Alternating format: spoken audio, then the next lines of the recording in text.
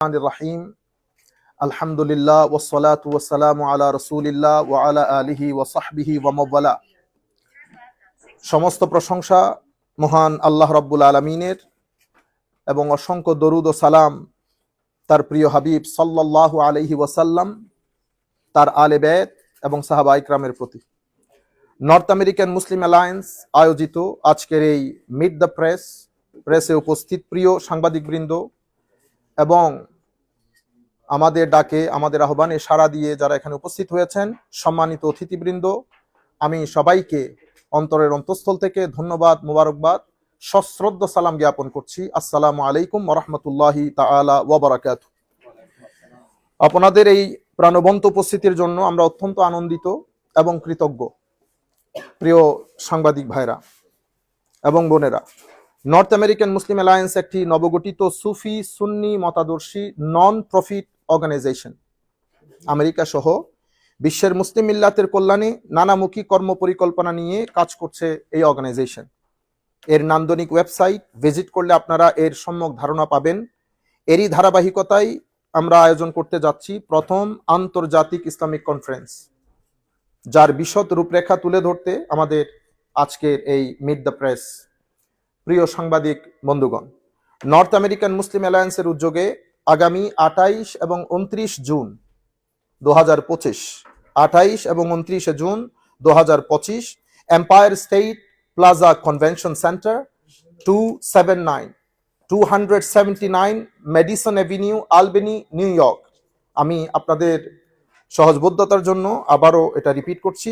আগামী 28 এবং 29 June 2025 empire state plaza convention centre, 279 medicine Avenue, আলবেনি, new York, 12242 মিলনায়তনে দুদিন ব্যাপী এই আন্তর্জাতিক ইসলামিক কনফারেন্স অনুষ্ঠিত হবে ইনশাআল্লাহ।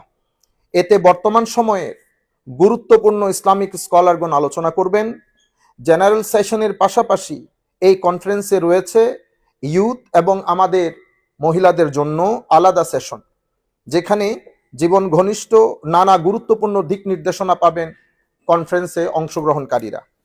প্রিয় সাংবাদিকগণ, আপনারা ভালো করেই জানেন বর্তমান বিশ্বে সাম্য ও শান্তির পতাকাধারী ইসলাম ও মুসলিম মিল্লাতকে নানাভাবে নেতিবাচক অপবাদের মুখোমুখি করা হচ্ছে। বিশেষ করে বিশ্ব মিডিয়া ইসলামকে উগ্রতার দোষে দায়ী করার অপকৌশলে লিপ্ত। কিন্তু বাস্তবতা হচ্ছে ইসলামের সুফি সুন্নি মতাদর্শ মূলত প্রেম এবং মানবতা দিয়েই সিরাতুল মুস্তাকিমের পথ দেখায়। আমাদের কর্মকাণ্ডের মূল লক্ষ্য আল্লাহ এবং তদীয় রসুল সাল্লাল্লাহু আলাইহি ওয়াসাল্লামের প্রেমময় পথ নির্দেশকে তুলে ধরা।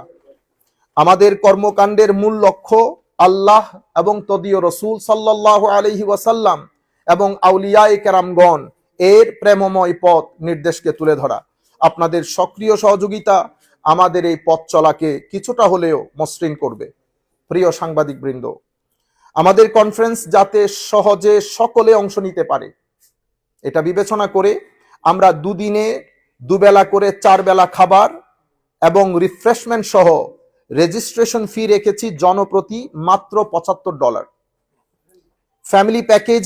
ফ্যামিলি প্যাকেজে যা আরো অনেক কম।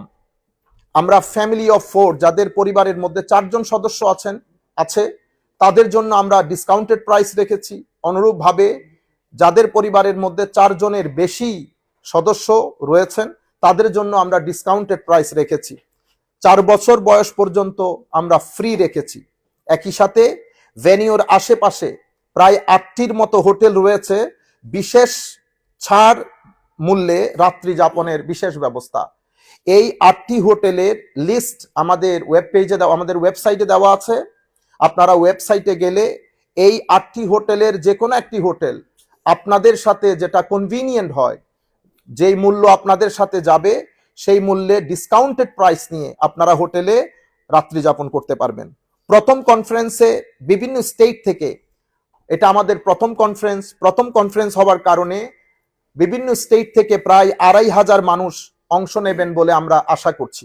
ইতোমধ্যে অসংখ্য মানুষ রেজিস্ট্রেশন করেছেন, আরো রেজিস্ট্রেশন করবেন বলে আমরা আশা রাখি। এছাড়াও আমাদের আরো কোনো প্রশ্ন থাকলে আপনারা বলতে পারেন, আমরা যথাযথ উত্তর দেওয়ার চেষ্টা করব ইনশাআল্লাহ। আবারও আপনাদের উপস্থিতির জন্য ধন্যবাদ জানিয়ে আমাদের লিখিত বক্তব্য এখানে শেষ করছি। ওয়া আখির দাওয়ানা আলহামদুলিল্লাহি রাব্বিল আলামিন, ওয়াসসালামু আলাইকুম ওয়া রাহমাতুল্লাহি তাআলা ওয়া বারাকাতুহু। আপনাদের যদি কোনো প্রশ্ন থাকে অবশ্যই করতে পারেন। জি প্লিজ। আপনাদের আসলে বেসিক্যালি এই যে এত বড় কনভেনশন করতেছেন, এটার মেসেজটা কি, মানে অডিয়েন্স কারা, মেসেজটা? অনেক ধন্যবাদ, একেবারে বেসিক কোশ্চেন ছিল। আপনি বলছেন যে প্রফেসর সাল্লাল্লাহু আলাইহি ওয়াসাল্লাম প্রেমের বাণী এবং শান্তির বাণী প্রচার করেছেন। সো হ্যাঁ, শিওর, কিন্তু উনি যুদ্ধ করেছেন। এইগুলাকে আপনি কিভাবে? অনেক ধন্যবাদ, অনেক ধন্যবাদ। আমি প্রথমে আপনার দ্বিতীয় প্রশ্নটাকে অ্যাড্রেস করে দেই। আমার নবী সাল্লাল্লাহু আলাইহি ওয়াসাল্লাম, আমি তো আর বৃহৎভাবে বলতে পারবো না, শুধু এক কথাই বললে আপনারা বুঝতে পারবেন। আমার নবী মক্কা শরীফ থেকে মদিনা শরীফ গেছেন। মক্কা শরীফে 13 বছর ছিলেন, মদিনা শরীফে 10 বছর ছিলেন। মক্কা শরীফের 13 বছরে আমার নবী সাল্লাল্লাহু আলাইহি ওয়াসাল্লাম সাহাবায়ে কেরামের জন্য জিহাদ ফরজ করে দিয়েছেন শুধুমাত্র ধৈর্যের মাধ্যমে। এই প্রথম 13 ইয়ার্সের মধ্যে কোন সাহাবী ইভেন সেলফ ডিফেন্সের জন্যও অস্ত্র ধারণ করা, অস্ত্র নেওয়াকে আমার নবী হারাম করে দিয়েছেন। Yani none of the companions was allowed to take up arms even in self defense. কিন্তু ওই সময় আয়াত নাজিল হয়েছে কি জানেন? ওয়াজাহিদহুম বিহি জিহাদান কাবীরা, আপনারা সর্বোচ্চ স্কেলে জিহাদ করেন। তো সেই সময়ের সাহাবায়ে কেরামের জিহাদ ছিল ধৈর্যের মাধ্যমে। অথচ সেই সময়ে আমার নবীর সাথে প্রায় 500 সাহাবায়ে কেরাম ছিলেন, যাদের মধ্যে তুখর যুদ্ধ ছিলেন। আমির হামজা, হযরতে আলী, হযরতে ওমর প্রমুখ প্রসিদ্ধ। এরপরে আমার নবী মদিনা শরীফে তশরিফ নিয়ে যান। মদিনা শরীফে আমার নবী যখন তশরিফ নিয়ে যান, মদিনা শরীফের ভূখণ্ডের আয়তন ছিল 15,000 স্কয়ার ফিট, এর চেয়ে কিছু কম, এর চেয়ে কিছু বেশি। আমার নবী এই 10 বছরে প্রায় ছোট বড় 87টা যুদ্ধ করেছেন।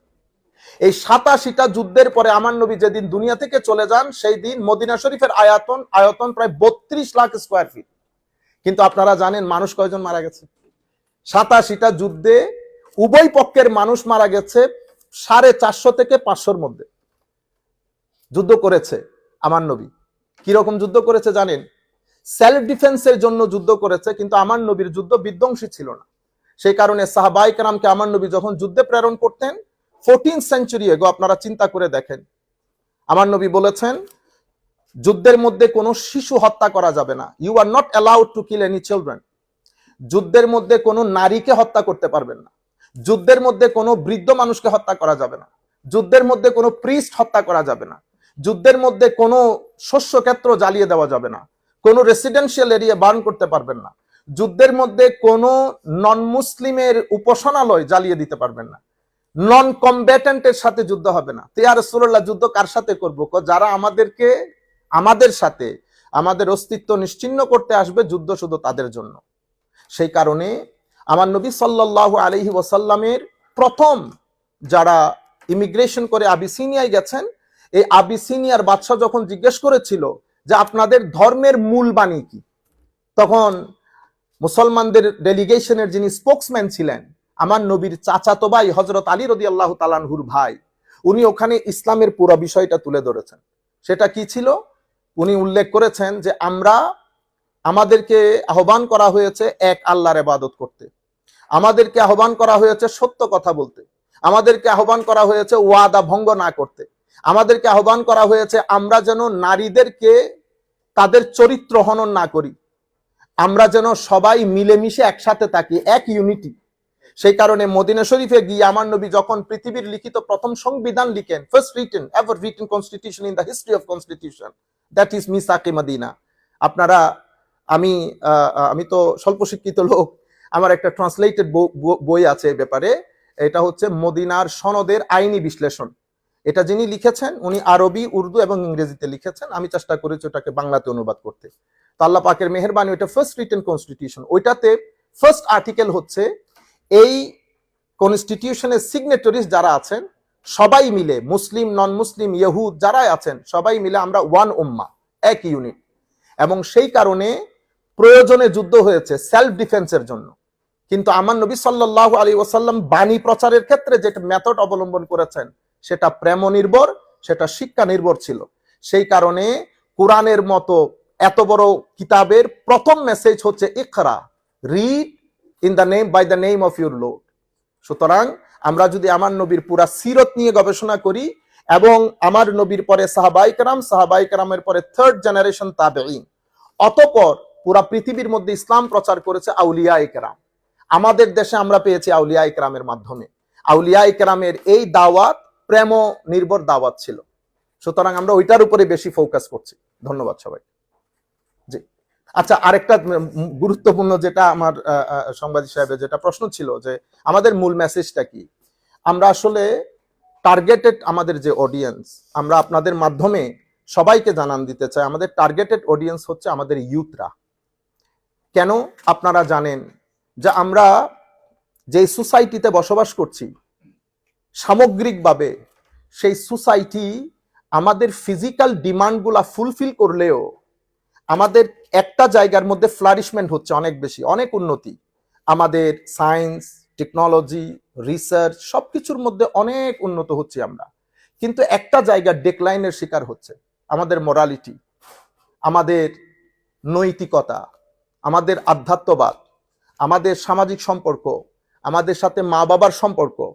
এবং এই কলাপসের কারণে, এই ফল ডাউনের কারণে কনসিকুয়েন্স যেটা, যে ফলাফলের দিকে আমরা যাচ্ছি, as a result of this আমাদের এখানে ডিপ্রেশন রেট অনেক হাই, সুইসাইড রেট প্রত্যেক দিন বেড়ে যাচ্ছে, আমাদের family, broken family, numbers of the broken family প্রত্যেক দিন বেড়ে যাচ্ছে, আমাদের ঘরগুলো অনেক এক্সপেন্সিভ কিন্তু ইনসাইড দ্য হাউস আমাদের এনভায়রনমেন্টটা প্লেজেন্ট না। এটার কারণ আমরা নির্ণয় করে আমরা যেটা মনে করছি যে আমার নবী সাল্লাল্লাহু আলাইহি ওয়াসাল্লামের যে শিক্ষা, সেই শিক্ষার মধ্যে কম্বিনেশন অফ বোথ করা হয়েছে, physical as well as spiritual, material as well as moral.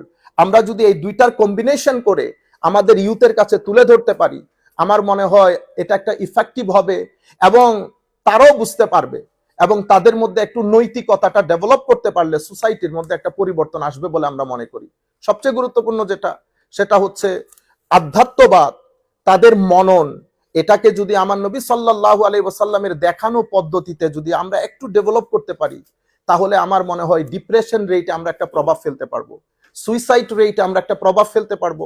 আমাদের এখানে ডিভোর্স রেট যেভাবে দিন দিন বেড়ে যাচ্ছে, আমরা চাচ্ছি আমাদের মা বোনদেরকে নিয়ে আমরা আলাদা সেশন করি, আমরা তাদেরকে বুঝাই, ফ্যাক্টর গুলা তুলে ধরি যে এই ঘটনা, ডিভোর্সের মতো একটা ঘটনা ঘটলে আমাদের বোথ পার্টি সন্তানরা ফেস করে এবং এটার সাথে ক্রিমিনালিটি, এটার সাথে ডিপ্রেশনের কি সম্পর্ক, এটার সাথে মেন্টাল এনজাইটির কি সম্পর্ক, এই বিষয়গুলোর জন্য একটা প্ল্যাটফর্মের দরকার হয়।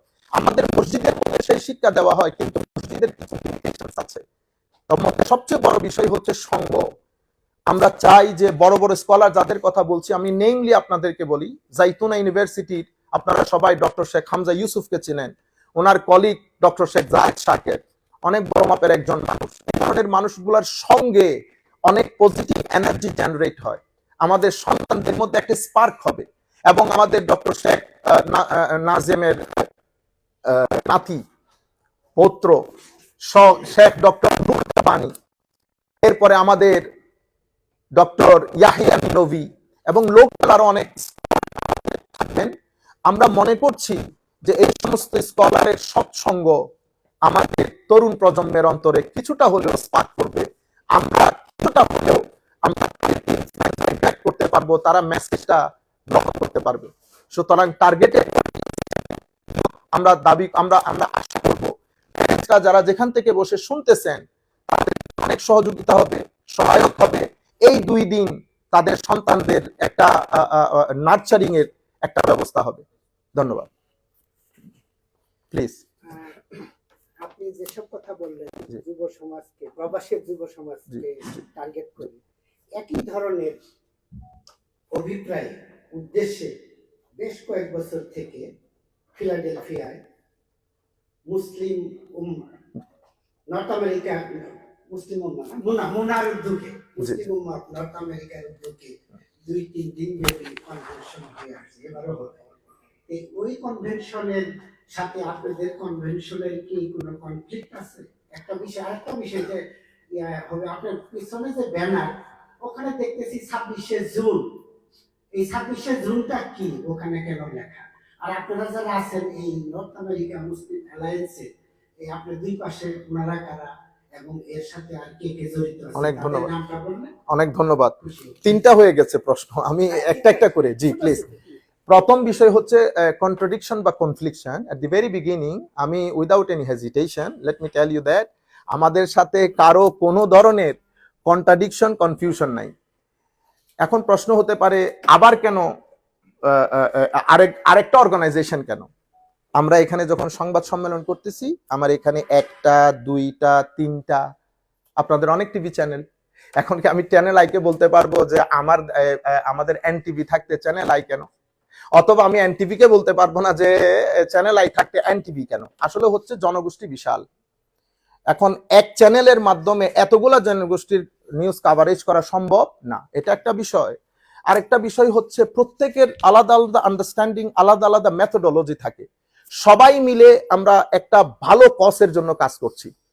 তো সবাই মিলে যদি প্রত্যেকে যার যার 100% ইনপুট দিতে পারি, আমার মনে হয় এটা জাতির জন্য, সবার জন্য মঙ্গলজনক। আপনি যেটা বলেছেন ফিলাডেলফিয়াতে ওনারাও করেন, ওনারা ওখানেও আমাদের লোকজন যান, আমরাও করব। যেভাবে বাংলাদেশে অনেক চ্যানেল কাজ করে, যেভাবে বাংলাদেশে অনেক রাজনৈতিক দল কাজ করে, কেউ কাউকে জিজ্ঞেস করতেছে না যে বিএনপি থাকতে আওয়ামী লীগ কেন, জাতীয় পার্টি থাকতে বিএনপি কেন। ঠিক সেইভাবে প্রত্যেকে যার যার মেথড, যার যার মেথোডোলজি নিয়ে আমরা কাজ করি। সবাই মিলে ঐক্যবদ্ধভাবে কাজ করলে এটা জাতির জন্য একটা ভালো ফলাফল বয়ে আনবে। আমরা ওনাদেরও সফলতা কামনা করছি।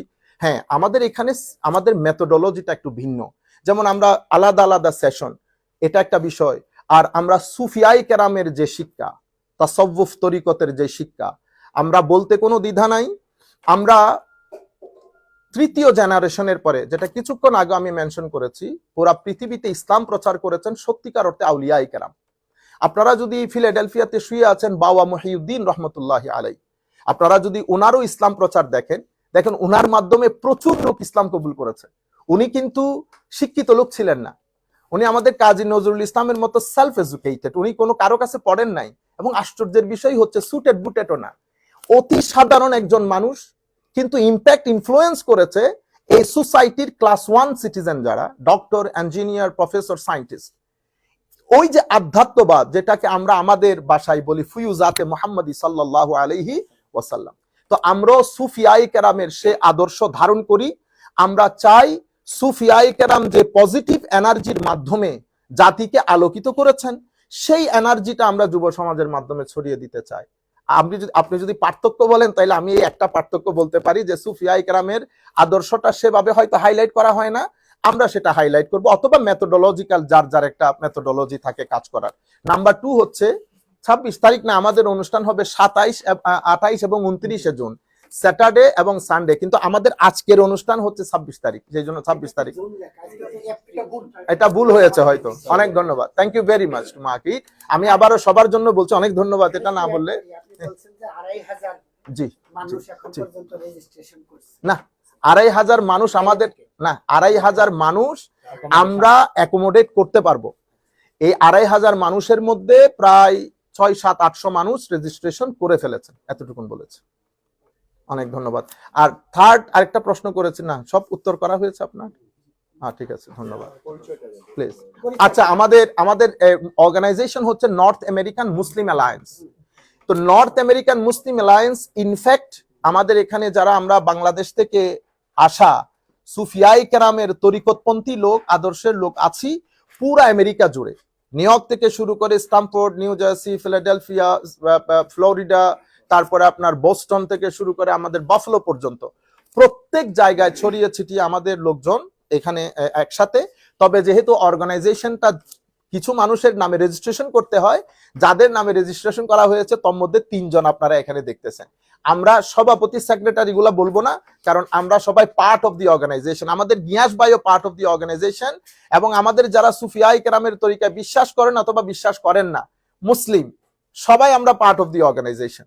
কিন্তু আমরা এখানে বসার মূল কারণ হচ্ছে যেহেতু কয়েকজনের নামে এটা রেজিস্ট্রেশন করতে হয়, সেই জন্য এই 3 জন এখানে বসেছি। আরো আমাদের লোক এখানে বসেছেন যাদের নামে ওই অর্গানাইজেশনটা রেজিস্ট্রেশন করা হয়েছে। আশা করি উত্তর দিতে পেরেছি। জি, আমার আমার নাম মিজানুর রহমান, আমি দেশ পত্রিকায় কাজ করি। আমার মাশাআল্লাহ। প্রশ্নটা হলো যে অ্যাকচুয়ালি আপনারা কারা? আপনাদেরকে দেখে ধরেন একজন সাধারণ প্রবাসী কেন উদ্বুদ্ধ হবে আপনাদের ওই কনফারেন্সে যেতে?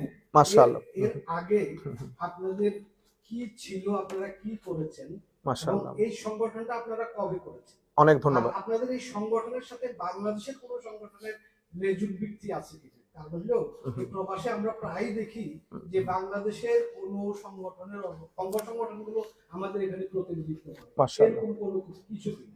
আচ্ছা, আর বারবার আপনারা নতুন প্রজন্মের কথা বলছেন, তরুণ প্রজন্মের কথা বলছেন। আজকে আপনারা সংবাদ সম্মেলন করছেন, এখানে আমরা তরুণ প্রজন্মের কাউকে দেখছি না। আপনাদের কমিটিতে এরকম তরুণ প্রজন্মের কেউ আছে কিনা, প্রতিনিধিত্বশীল কেউ আছে কিনা? আমরা আপনি সব প্রশ্ন একসাথে করে ফেলে ঝামেলা। সবচেয়ে ভালো হয় একটা একটা যদি করেন। প্রথমে আমি আপনারা প্রথম প্রশ্ন ছিল বোধহয় সোফার আমরা কারা। Thank you very much. আমরা বাংলাদেশি, আমরা মুসলমান, আমরা কেউ নিউ ইয়র্কে থাকি, কেউ আমেরিকার বিভিন্ন স্টেটে থাকি।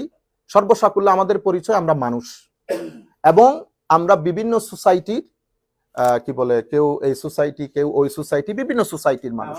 এবং জি, আমি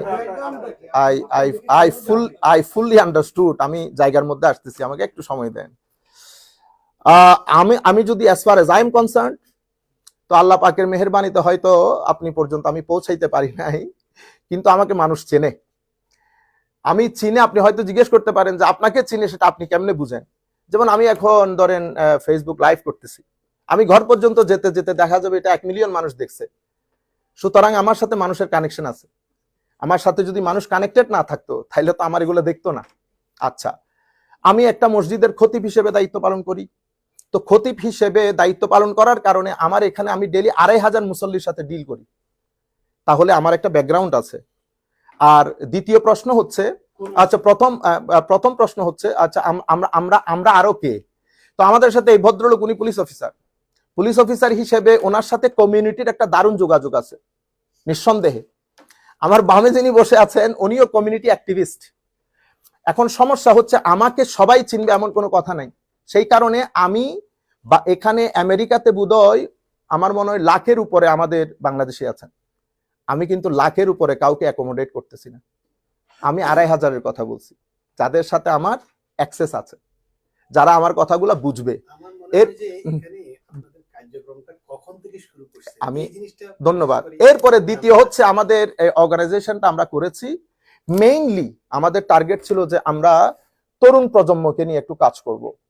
আর যেহেতু আমরা ইসলামিক ব্যাকগ্রাউন্ডের লোক, আমরা চাচ্ছি যে আধ্যাত্মবাদটা, তাদের মননটা যদি আমরা একটু বিকশিত করতে পারি, বা ডিপ্রেশন, মেন্টাল অ্যাংজাইটি, এগুলা দিয়ে আমরা যদি ধর্মীয়ভাবে হিলিং করতে চাই, সুফিয়াই কেরাম বা তরিকতপন্থীদের ওই নির্দেশনা বাদে আমাদের হাতে অন্য কোনো অপশন নাই।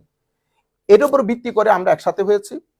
একসাথে হওয়ার পরে আমরা আমাদের সাথে, আমাদের আইডিওলজিতে কানেক্টেড লোক, সুন্নি সুফি গরানার লোক, আমেরিকাতে ছড়ানো ছিটানো যেখানে আছেন সবার সাথে আমরা একসাথে হয়েছি। হয়ে আমরা এই অর্গানাইজেশনটা করেছি নর্থ আমেরিকান মুসলিম অ্যালায়েন্স। যদিও আপনারা 3 জন দেখছেন, আমরা 3 জন না, আমাদের এখানে প্রত্যেকটা স্টেটের লোক জড়িত। যেমন বস্টন থেকে এসছে, ফিলাডেলফিয়া থেকে এসছে, স্ট্যামফোর্ড থেকে এসছে। আচ্ছা, ইউথ আমাদের সাথে জড়িত আছে কিনা? আমরা ইউথকে টার্গেট করেছি। হ্যাঁ, আমাদের সাথে আমাদের যারা মুরব্বিয়ান আছেন, আমাদের মুরব্বী যারা এখানে আছেন, ওরা আমাদের উপদেষ্টা হিসাবে আছেন। এখানে আমাদের যেমন মঈন ভাই আছেন, আরো যারা সম্মানিত লোকজন এসছেন। এরপরে আমাদের সাথে আমরা আছি। আমাদের একটা বড় ইউথ টিম আছে। ইউথ টিমের 1-2 জন সদস্য এখানেও আছে, যেমন আমাদের সাদমান ইউথ টিমের সদস্য। ইউথদের সাথে অনলাইনে আমরা সিটিং করি, যেহেতু তাদেরকে নিয়ে, কারণ তাদের কথা শুনতে হয় যে তারা কি কি জিনিস আমাদের কাছ থেকে চায়। সুতরাং ইউথের আলাদা একটা টিম, ইউথের আলাদা একটা কানেকশন, আলাদা একটা টিম ইউথের আমাদের সাথে আছে। অনুরূপভাবে আমাদের যে মেয়েরা আছে, মেয়েদের একটা আলাদা টিম আছে। তো আমরা এখানে যেহেতু সবাইকে একসাথে কনফারেন্স করা তার সম্ভব না, সুতরাং আমরা কয়েকজনকে এখানে ডেকেছি শুধুমাত্র আমাদের পুরো বিষয়টা আপনাদের সম্মুখে তুলে ধরা। যেটা আপনি বলেছেন লেজর ভিত্তি, আমি আপনাকে অনুরোধ করব শব্দটা বাদ দিলে ভালো হয়। কারণ আমরা একটা প্রেস কনফারেন্স করতেছি, এই ধরনের শব্দ আমার মনে হয় শুরুতে আসলে আমরা যারা এখানে বসেছি এটা ডিমোটিভেশন হয়। তো আমরা আপনাদেরকে অনুরোধ করবো যে এই ধরনের শব্দের যদি অল্টারনেটিভ কোনো ভালো শব্দ আপনার কাছে থাকে তো ইউজ করলে ভালো হয়। না, আমরা এই অর্গানাইজেশনটা ইন্ডিপেন্ডেন্ট অর্গানাইজেশন, এটার সাথে বাংলাদেশের, এটার সাথে এখনো পর্যন্ত পৃথিবীর অন্য কোনো দেশের কোনো কানেকশন নাই। এটা ইন্ডিপেন্ডেন্ট আমেরিকার রেজিস্টার্ড সুফি সুন্নি মতাদর্শের একটা প্রথম organization, North American Muslim Alliance. কতদিন আগে রেজিস্ট্রেশন? আমরা রেজিস্ট্রেশন করেছি লাস্ট ডিসেম্বরে। আরেকটা বিষয় প্লিজ। আপনার হ্যাঁ, কথায় আসতেছে বারবার 2500। জি আপনি বলছেন 2500 লোক টার্গেট কনভেনশনে, জি আবার আপনি যে মসজিদে ইমামতি করেন সেখানেও 2500 লোকের সাথে। জি। এই মসজিদটার নাম কি? North Bronx Islamic centre, north Bronx Islamic centre. Please. আপনাদের সাথে একটা জিনিস জানছি, বাংলাদেশে যারা ইসলাম প্রচার করেন, বাংলাদেশের বিভিন্ন গ্রুপ আছে জি ইসলাম প্রচার। জি জি। এদের কাকে আপনারা মনে করেন যে ওকে দে আর রাইট পাথ? আমরা আপনাদের যে সুফি, জি জি আমরা আমরা আমরা জেনারেল টার্ম ব্যবহার করি। বাংলাদেশটা আমরা আপাতত না আনি, আমরা শুধু আমাদের জেনারেল একটা পরিচয়, ঠিক আছে? আমরা এখানকার পলিটিক্স করি। ফর এক্সাম্পল, আমি আপনাকে বোঝানোর জন্য বলছি, সবাই যেহেতু শুনছে, আমি এখানকার যেহেতু পলিটিক্স করি, বেশি ভালো হয় যদি আপনি এখানকার পলিটিক্স নিয়ে জিজ্ঞেস করেন। এখন আপনি আমার যদি জিজ্ঞেস করেন বাংলাদেশে আপনি কোন পলিটিক্সের সাথে জড়িত, আমার মনে হয় প্রশ্নটা যাচ্ছে না। তবু আমি আপনার কথার উপর ভিত্তি করে বলছি, আমরা আপনাদেরকে বারবার একটা শব্দের উপর জোর দিচ্ছি, আপনারা বোধহয় খেয়াল করতে পারছেন না, সেটা হচ্ছে আমরা সুফি সুন্নি। সেই সমস্ত লোককে আমরা রিপ্রেজেন্ট করি যারা বাংলাদেশের তরিকত তাসাউফ খানেকায় বিশ্বাসী, আউলিয়া ইকরাম। বাংলাদেশে আপনাদের যে চিন্তা, আপনাদের যে বিশ্বাস, আপনাদের যে দর্শন, এই দর্শনের সাথে কারা লাইন? সমস্ত সুফিয়া ইকরাম বাংলাদেশে। আপনারা হয়তো সবাই তো সুফিয়া। আর যদি সবাই সুফি হয় তাহলে সবাই আমাদের সাথে, সবাই আমাদের সাথে। অনেক ধন্যবাদ। জি প্লিজ। হ্যাঁ, আচ্ছা, আমাদের যে সার্ভে, এখানকার যে মুসলিম পরিবার যারা আছে তাদের, যেহেতু আপনারা ইউথদের নিয়ে কাজ করছেন, জি জি মুসলিম পরিবার যারা আছে তাদের সন্তানাদি নিয়ে তারা আসলে চিন্তিত। জি। যেমন তারা তারা ধরেন মানে এখানকার যে কালচারের সাথে তারা জি। জড়িত। অনেক মা বাবা দেখি যে মানে কমপ্লেইন এবং কান্নাকাটি, জি। মানে ছেলে যখন বড় হয়ে যায় তখন মা বাবা কোথায় যাবে? তাহলে আপনার এই 2 দিন ব্যাপী সম্মেলন কি যথেষ্ট? যদি যথেষ্ট যদি না হয়, আপনাদের এই কোনো একাডেমিক বা স্কুল বা কলেজ, অনেক ধন্যবাদ, এক্সেলেন্ট কোশ্চেন, করার পরিকল্পনা আছে অনেক কি? ধন্যবাদ, অনেক ধন্যবাদ। এই ধরনের যদি আপনাদের thank you very much for this, for this. আমরা পয়সা হাজার হাজার মিলিয়ন ডলার সম্মেলনে খরচ করি, কিন্তু একটা বাচ্চার গ্রাউন্ড লেভেল থেকে সে যখন হাই স্কুল পর্যন্ত এখানে ইনভেস্টমেন্ট করতে হবে। অনেক ধন্যবাদ, প্রত্যেকদিন তাকে টাচ রেখে এই ধরনের কোনো পরিকল্পনা অনেক ধন্যবাদ। আমাদের 3টে স্টেজ আমার কাজ করার ইচ্ছা, যদি আল্লাহ তৌফিক দান করেন। প্রথম স্টেজ, আমরা এটা যা শুরু করে একটা কানেকশন তৈরি করছি। দ্বিতীয় স্টেজে আমরা এই যে আপনারা এই যে স্কুল, এবং দ্বিতীয় স্টেজে স্কুলের সাথে সাথে কিছু এমন সেন্টার যদি করতে পারি যেখানে ছেলেরা যেমন প্রতি 1-2 মাস পর পর একটা বন্ধ পায়, 1 সপ্তাহ বা 3 দিনের, তো 2 দিনের 3 দিনের আমরা যদি এই সেশনগুলো করি, যেমন আমরা আমাদের নর্থ ব্রঙ্কস ইসলামিক সেন্টারে সামার ভ্যাকেশনের সময় আমরা বেশি করি 3 দিনের সেশন। ছেলেরা আমাদের কাছে, ছেলে মেয়েরা আসে, 3-4 ঘন্টার সেশন হয়, প্রশ্ন উত্তর হয়, খাওয়া দাওয়া হয়, একটা মেসেজ তাদের কাছে পৌঁছে। আর 2 দিনে ডেফিনেটলি এটা যথেষ্ট না, কিন্তু আমাদের লিমিটেশন মাথায় রাখতে হবে। তো 2 দিনে আমরা চেষ্টা করব যে একটা কোর মেসেজ যদি তাদের কাছে দিতে পারি, অতঃপর আমাদের পরবর্তী কাজগুলোর মাধ্যমে যদি এটা কন্টিনিউ করতে পারি। সমস্যাটা কোথায় তৈরি হয়? সমস্যাটা তৈরি হয় আমরা, আমাদের সন্তানরা যখন বড় হয় 12 বছর পর্যন্ত আমি তাকে ডিজাইন দিতে পারবো। এই 12 বছর পর্যন্ত যদি আমি তাকে ডিজাইনটা দিতে না পারি, 12 বছরের পরে ডিজাইন দিতে গেলে ভেঙে যাবে, যেভাবে স্বর্ণ শক্ত হয়ে গেলে ডিজাইন দেওয়া যায় না। 3টা জিনিস আমাদের মাথায় রাখতে হবে, সবার জন্য বলছি। একটা হচ্ছে আদব, মানে এটিকেটস এবং ম্যানার্স। এরপরে হচ্ছে তারবিয়া। তারবিয়া মানে তার জীবনের অবজেক্টিভ, তার ক্রিয়েটর, তার পরবর্তী জীবন, তার দুনিয়ার সুন্দর জীবন, এই ব্যাপারে তাকে একটা অ্যাওয়ারনেস দেওয়া। থার্ড হচ্ছে তালিম। তালিম মানে শিক্ষা, ওযুর ফরজ কয়টা, গোসলের ফরজ কয়টা, কোরআন শরীফ কিভাবে করবেন, নামাজ কিভাবে পড়বেন, এই 3টা ধাপ। তালিম আপনি মৃত্যুর আগ পর্যন্ত অর্জন করতে পারবেন, কিন্তু তাদব এবং তরবিয়া এটা 12 বছরের মধ্যে যদি আমি নিশ্চিত করতে না পারি, তাহলে আমার বাস মিস হয়ে যাবে। আমি প্যারেন্টসদের কাছে শুধু এই মেসেজটা দিতে চাচ্ছি যে আমরা শুরুটা আদব দিয়ে করি। আদব মানে, আদব হচ্ছে তার ম্যানার্স এবং এটিকেটসটাকে ডেভেলপ করা। সে বিহেভ কিভাবে করবে, কার সাথে কি বিহেভ করবে, কেন বিহেভ করবে, এবং সেটা প্র্যাকটিক্যালি ডেমনস্ট্রেট করে যদি আমি আমার সন্তানকে শেখাতে না পারি, তাহলে পরবর্তীতে আপনি লাখ তালিম দেন, এই জিনিসটা ডেভেলপ না করলে সে আপনাকে রেসপেক্ট করবে না। সে আপনার দিকে পা স্ট্রেচ করে বসে থাকবে, আপনি কিছু বলতে পারবেন না। তাকে যদি আপনি জিজ্ঞেস করেন, সে বলবে সো হোয়াট, আমি যদি আপনার দিকে পা স্ট্রেচ করি তো সমস্যা কি? আপনি এখানে কোনো লজিক দিতে পারবেন না। কেন? কারণ এটা আমাদের আদব, এটিকেটস, ম্যানার্সের ব্যাপার। এটা আমি শুরুর দিক থেকে ডেভেলপ করতে পারি নাই। এরপরে আদবের পরে তারবিয়া একটা গুরুত্বপূর্ণ জিনিস। তারবিয়ত মানে হচ্ছে আমাদের একটা হচ্ছে শরীর, বডি হেলথ, এটার জন্য কিছু ফুড দরকার হয় স্ট্রেনথেন করার জন্য। অ্যাট দ্য সেম টাইম আমরা মানুষ হিসেবে আমাদের হচ্ছে combination of both, physical as well as spiritual. তো আমাদের শরীরের যেমন কিছু খাদ্যের দরকার হয়, অনুরূপভাবে আমাদের মনেরও কিছু খাদ্যের দরকার হয়। মনের খাদ্য আলাদা। মনের সবচেয়ে বড় খাদ্য হচ্ছে আপনার যিনি ক্রিয়েটর তার সাথে গ্রেটফুল থাকা, কানেক্টেড থাকা। যখন এটা মিস হয়, এই বিষয়টা আস্তে আস্তে দুর্বল হয়ে যায়। তো আমি যদি তরবিয়তটা তাকে দিতে পারি যে আমাদের জীবনের একটা এইম আছে, একটা অবজেক্টিভ আছে, আমরা যেন তেন ভাবে জীবন যাপন করতে পারবো না, সেই জিনিস খেতে পারবো না, যেখানে সেখানে যেতে পারবো না, আমাদের পরবর্তী জীবন আছে, আল্লাহর দরবারে জবাবদিহিতা আছে, এই অ্যাওয়ারনেস। এবং আপনি তিনটা জিনিস যদি তখন ডেভেলপ করে ফেলতে পারেন, যে আপনার সাথে আপনার আল্লাহর একটা সম্পর্ক, আপনার সাথে আল্লাহর সৃষ্টির একটা সম্পর্ক, আপনার সাথে পৃথিবীর একটা সম্পর্ক, এই তাবৎ বিষয়গুলোর তরবিয়তের মধ্যে আসে। অতঃপর তালিম। এই তিনটা জিনিস যদি আমরা একসাথে করতে পারি, তরুণ প্রজন্মকে দিতে পারি, তাহলে আমরা অনেক বড় একটা কন্ট্রিবিউশন করতে পারবো। আদারওয়াইজ আপনি দেখেন ইংল্যান্ডের মধ্যে অক্সফোর্ড, ক্যামব্রিজ, এখানে হার্ভার্ড, এমআইটির মতো বিশ্ববিখ্যাত বিশ্ববিদ্যালয়, কিন্তু আমাদের মেন্টাল হেলথ দিন দিন দুর্বল হয়ে যাচ্ছে। এই পুরো ইউনিভার্সিটিগুলো ক্রাইম রেট কমানোর ক্ষেত্রে, ডিভোর্স কমানোর ক্ষেত্রে কোনো ধরনের কন্ট্রিবিউট করতে পারছে না। তাইলে এটা একটা চিন্তার বিষয়। তাইলে এত বড় বড় শিক্ষা প্রতিষ্ঠান, মিলিয়ন মিলিয়ন ডলার খরচ করছি, আমি একটা জায়গায় ইমপ্রুভ করতে পারছি, কিন্তু আরেকটা জায়গায় অনেক ডিক্লাইনের শিকার হচ্ছি। সেই জায়গায় কেন হচ্ছে? কারণ আমাদের শিক্ষা ব্যবস্থার মধ্যে আগে যে বিষয়গুলো ছিল, আমি চাচ্ছি না জিনিসগুলো তুলে ধরি এখানে ইন ডিটেলসে।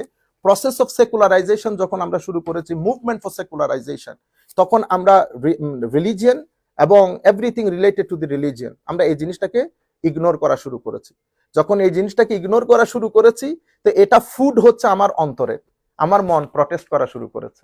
প্রটেস্ট করার কারণে আমার কাছে সবকিছু থাকা সত্ত্বেও আমি ডিপ্রেসড, আমার প্যারেন্টস গুলা ডিস্টার্ব, আমি প্যারেন্টসের সাথে সম্মান করি না, আমার ফিলিংসটা নাই, আমি ডিভাইসে পরিণত হচ্ছি। তো আমরা সবাই মিলে যদি একটু চেষ্টা করি, আমার মনে হয় এটা এখনো সম্ভব। ধন্যবাদ। আমার একটা প্রশ্ন। প্লিজ। সেটা তো একটা ব্যয়বহুল একটা জি, জি। অনেক এই জি। অর্থ যোগান করতে আসে। এটা অনেক ধন্যবাদ আপনাকে। আমাদের সাথে আমাদের যে সমস্ত ভাইয়েরা আছেন, আমরা প্রথমে তো $75 করে যারা পার্টিসিপেট করবেন তারা দান দিবেন, আর আমাদের আরো এক্সট্রা কিছু খরচ আছে, সেই খরচগুলা আমাদের গিয়াস ভাইদের মতো যারা সোসাইটির লোকজন আছেন তারা আমাদেরকে কন্ট্রিবিউট করেন। ধন্যবাদ। এটা অ্যাবাউট $200,000 এর মতো। অ্যাকচুয়ালি আমাদের মেইন খরচগুলা চলে আসতেছে খাওয়া দাওয়াতে, কারণ 2 দিন ব্যাপী খাওয়া দাওয়া দিতে গেলে অনেক টাকা খরচ পড়ে। মেইন টাকা খরচ হচ্ছে ওইখানে। আপনার যে হল রুম নেবেন, যে সিস্টেম নেবেন, এগুলো মানে যাতায়াত, এগুলো অনেক খরচ। জি।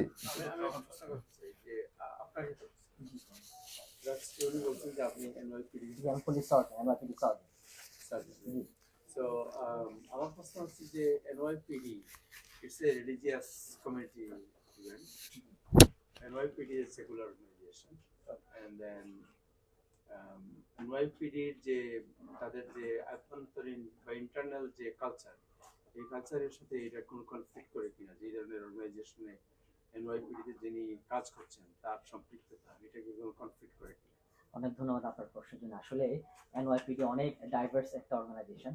যেমন মনে করেন আমাদের অনেক, আপনারা জানেন হয়তো, যাবো জানেন না, আমাদের পুলিশ হেডকোয়ার্টারে শুক্রবার দিন জুমার নামাজ হয়। ওরা অনেক ডাইভার্স, বাইরে থেকে মানুষজন মনে করেন যে এনওয়াইপিডিতে অনেক মানুষজন আছে, বাঙালিরা খুব কষ্টে আছে, তাদের রিলিজিয়াস ফ্রিডম নেই, কিন্তু সেরকম না। এনওয়াইপিডি আসলে এনকারেজ করে যে তোমার যদি রিলিজিয়াস সম্পর্কে কোনো ইন্সপিরেশন থেকে থাকে সেটা তুমি আমাদের সাথে শেয়ার করো। আপনারা হয়তো জানেন অথবা জানেন না, আমাদের আল্লামা সাইফুল আজম সাহেব, উনি ইংল্যান্ডে পুলিশ ডিপার্টমেন্টে চ্যাপলিন ছিলেন। ওনার কাজ ছিল আমাদের মতন অনেক পুলিশ অফিসার যারা অনেক ফ্রাস্ট্রেটেড, ফ্যামিলি নিয়ে ওরা অনেক ফ্রাস্ট্রেটেড, ছেলে পেলে নিয়ে ফ্রাস্ট্রেটেড। আমরা প্রতিদিন 12-14 ঘন্টা করে কাজ করি। কি করি? আমাদের কাজটা আপনাদের মতন প্লেজার না।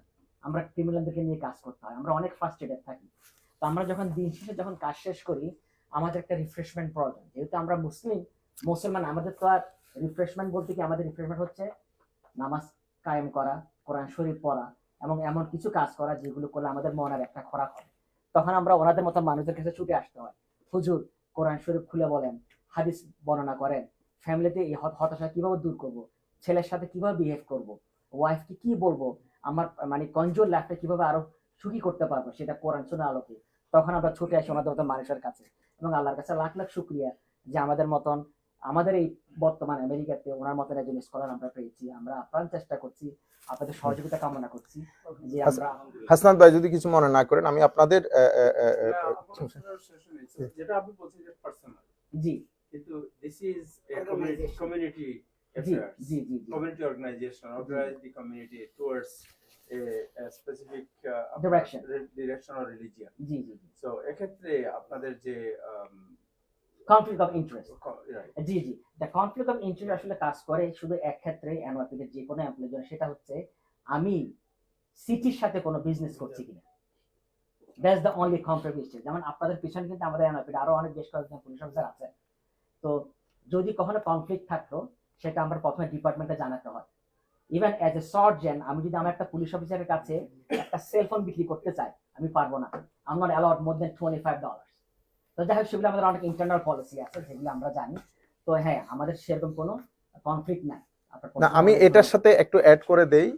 আমাদের যে কর্মকাণ্ড, একটু পরে আমাদের যে কর্মকাণ্ড এই নৈতিকতার জন্য, আধ্যাত্মবাদের ডেভেলপমেন্ট, মানুষের এই মেন্টাল হিলিং, এই কাজগুলোর জন্য ইউরোপ, আমেরিকা, স্ক্যান্ডিনেভিয়ান কান্ট্রি, প্রত্যেক দেশের যেই enforcement, different enforcement forums, agencies আছে, পুলিশ আছে, আর্মি আছে, প্রত্যেক ডিপার্টমেন্টে চ্যাপলেন রাখা হয়।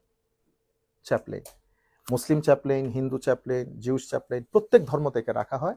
তাদের দায়িত্ব হচ্ছে সেই সমস্ত পুলিশ অফিসারকে ধর্মীয়ভাবে তাদেরকে হিলিং করা। সুতরাং আমাদের যেই কাজ, সেটা পুলিশ ফোর্সের কোর কাজ। কনফ্লিকশন তো দূর কি বাত, কোর কাজ। ধন্যবাদ। জি, যে সরাসরি পর্যবেক্ষণের জন্য কি সাংবাদিকরা ওখানে যাবেন?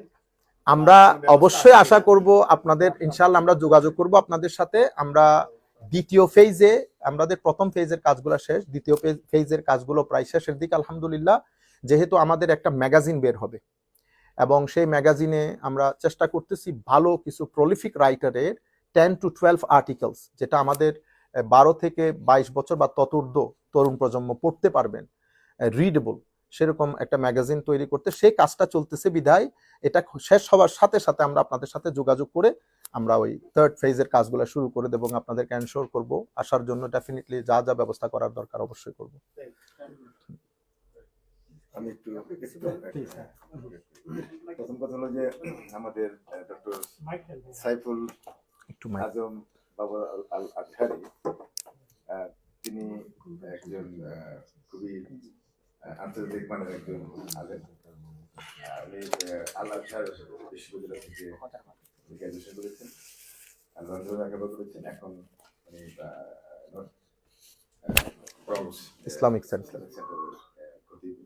ডাইরেক্টর। ওনার অনেক ভিডিও আছে, মানে আমরা ভিডিও দেখলে দেখবেন ফেসবুকে, মানে সোশ্যাল মিডিয়াতে আমাদের খুবই পরিচিত। তো ওনার বক্তব্যগুলি মেনলি যে প্রথম যে আলোচনা হলো যে সুফি এবং তাসাউফ সুন্নি যে ধারা, আপনারা জানেন যে এখন বর্তমান যুগে অনেক অনেক ধারা আছে। এটা ওপেন, যে আমরা বলি সবসময় কি ওহাবি, সালাফি, তারপর আপনার জামাত, তাবলিগ জামাত, আবার বাংলাদেশের জামাত ইসলামী, বা আপনার এই হেফাজত আছে না, বিভিন্ন ধরনের আছে, এটা ওপেন। তো এখন এটা আমাদের হলো সুফি ঘরানা। এবং যেটা আমাদের আজকে প্রধান বক্তা বলেছেন যে সারা বিশ্বে কিন্তু ইসলামটা প্রচার হয়েছে এই সুফি ঘরানার যারা উলিয়া উলিয়াদের মাধ্যমে। এবং উলিয়া উলিয়ারা কিন্তু জিহাদও করেছে, মানে যদি আঘাত আসে, যেমন আমাদের ভারতবর্ষে খাজা বাবা আমাদের মনিতি সৃষ্টি রহমতুল্লাহ, তিনি একজন একজন সম্রাটের সাথে যুদ্ধ করেছেন। সেই যুদ্ধটা কোথায়? ডিফেন্স, সেলফ ডিফেন্স, এবং সেটা সেই ডিফেন্সের মাধ্যমে কিন্তু ইসলাম প্রচার হয়েছে। আমাদের সিলেটেও দেখেন, সিলেটের আমাদের শাহজালাল রহমতুল্লাহ কিন্তু যুদ্ধ করেছে, তো উলিয়ালরাও কিন্তু যুদ্ধ করেছে যদি আঘাত আসে। এবং আমি একটা জিনিস মানে একটা তথ্য দিতে চাই, যে সমস্ত বিশ্বের যে সমস্ত দেশে ওলিয়া উলিয়াদের মাধ্যমে ইসলাম প্রচার হয়েছে, সেই সমস্ত দেশে এখন ইসলাম আছে। আর যে সমস্ত দেশে জোর করে ইসলাম মানে রাজ্য দখল করা হয়েছে, সেই সমস্ত দেশে মুসলমান নাই। এবং স্পেনে মুসলমান 700 বছর শাসন করেছে, কিন্তু উলিয়া উলিয়া না থাকলে সে মাজার পাওয়া যাবে না। আপনি স্পেনে যান, কি বলে গ্রিসে যান, আবার যেখানে মানে তুরস্কের ওদিকে যান, ওই বজনিয়াতে যান, দেখবেন উলিয়াউলিয়াদের মাজার আছে। মরক্কো যান, উলিয়াউলিয়া মাজার আছে। ভারতবর্ষে যান, আপনি ইন্দোনেশিয়া মালয়েশিয়া যান, এবং চায়না যান, উলিয়াউলিয়াদের মাজার আছে। যেখানে মাজার আছে সেখানেই মুসলমান আছে, যেখানে মাজার নাই সেখানে উলিয়া মানে মুসলমান নাই। কিন্তু আমাদের মধ্যে কিন্তু এক ধরনের লোক আছে যারা মাজার পছন্দ করেন না, উলিয়াউলিয়া পছন্দ করেন না, এই ধরনের আকিদের লোকও আছে।